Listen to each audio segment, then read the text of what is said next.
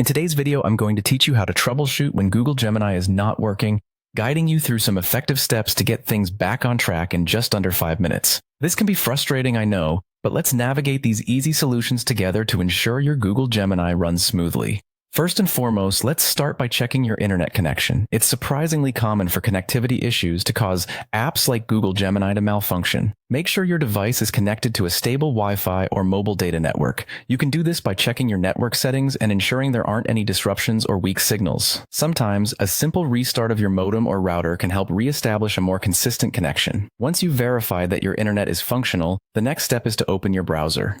You're going to need this to access and adjust a few settings. Double-check that you're using a compatible browser that supports all of Google Gemini's features. It's usually best to use the latest version of browsers like Chrome, Firefox, or Edge for optimal performance. With your browser open, navigate to the Settings menu. This is typically found under a small gear icon or within the browser's menu list. Accessing settings will allow us to clear out some old data that might be causing issues. Clearing your browser cache and cookies is a very effective way to solve many browsing-related problems. This action helps because your browser often stores temporary files and data from websites to make loading times faster.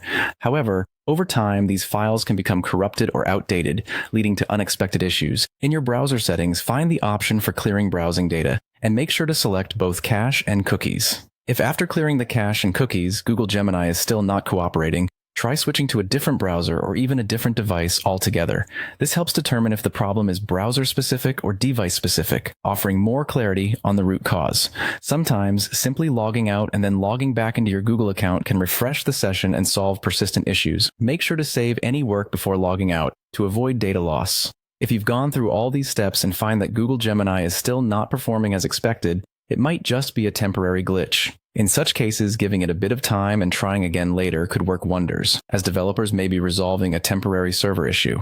Lastly, if none of these solutions work, your best bet is to report the problem to Google Support. They are equipped to handle and resolve specific issues that may require a more technical intervention. In conclusion, troubleshooting Google Gemini doesn't have to be stressful or time-consuming if you follow these steps.